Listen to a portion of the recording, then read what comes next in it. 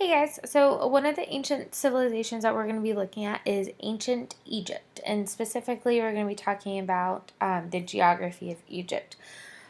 It'll feel really long, this video, but it's just because there's lots of pictures to really show you the geography and all the different parts of Egypt that are important for us to know.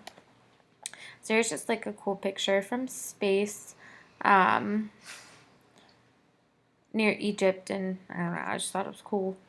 Um, so Egypt is located in northeastern Africa. You can see on the map where it's labeled in red, and I love how I'm pointing at the screen right now, like y'all can see me pointing at it when really you can't. Um, so you've probably heard of the Nile River, which runs the length of the country, so all of Egypt, and it flows from south to north.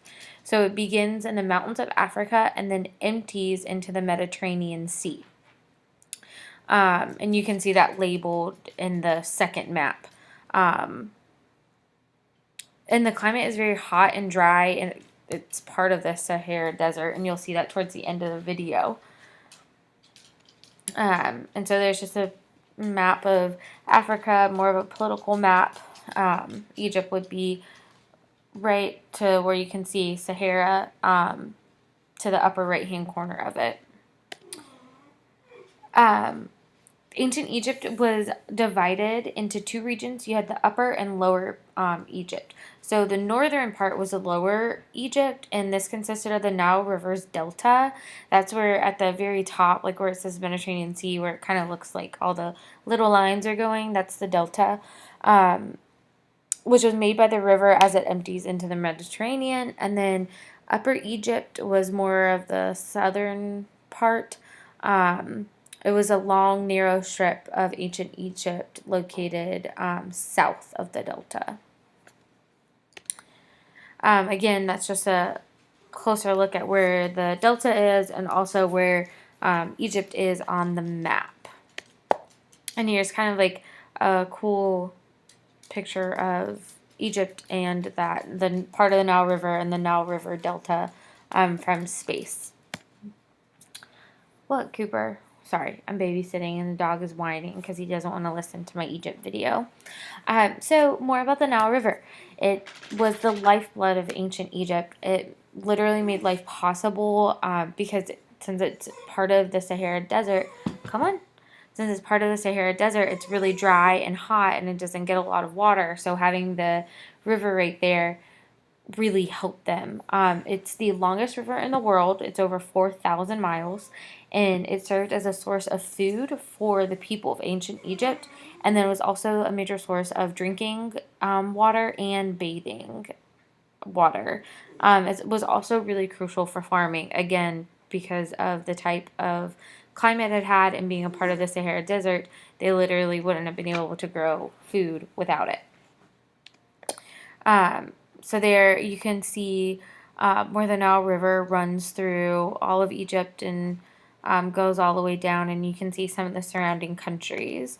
I apologize, this one, I couldn't find a better, clear photo of it, but it just has listed, it's listing, stop, Cooper, listing all the rivers in Africa, and you can clearly see that the Nile River is the longest.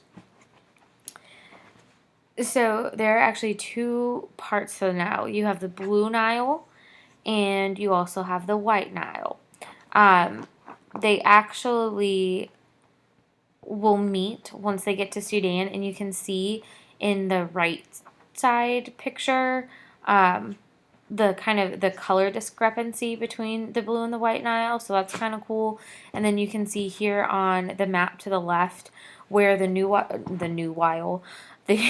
the Blue Nile runs and where the White Nile runs, and then right where they meet. So part of Egypt is in the floodplain, and because of having, and that's what it looks like right there, because of having the Nile River, there's going to be flooding. So there's something called an annual flooding where everything is centered around this annual flooding of the Nile. June through September is the flooding season, so that just ended, and then the planting season, which is October through February, just started. So you have all this abundance of water where everything was flooded, and now the land is fertile and easy to work with, so they can plant things. And then once March rolls around through May is the harvest season, and then it starts all over again. So the floodplain is the low strip of the fertile land located on either side of the Nile River. Um, and again, it floods during the annual inundation, which is the time of flooding. When the inundation is subsided, it left the earth soaked and overlaid with a fresh layer of black silt, which made it obviously way more easy to farm. And that's where they decided to have their farming. So I already talked about the Nile Delta a little bit, but just to get more into it, it's located in northern Egypt, where the Nile River spreads out, and you can see that in the photo, or in the map, excuse me, and it empties out into the Mediterranean Sea. So it's 150 miles of the coastline of Egypt. 65 miles in length, and it's rich in agriculture. It's a rich agriculture region, and it is the most fertile soil in Africa. So they're definitely able to have a lot more of their farming up towards that part as well. Again, there's another aerial shot of it. One good thing for ancient Egypt was that because it was bordered on the south, east, and west by the Sahara Desert, and then on the north it was bordered by the sea, ancient Egypt was extremely protected from outside influences because people didn't want to cross the desert because there was a higher chance of them dying on their journey, and then because of the ocean, maybe they either didn't have a way to get across or not the ocean, the sea, or the sea could have been rough and they couldn't have made it.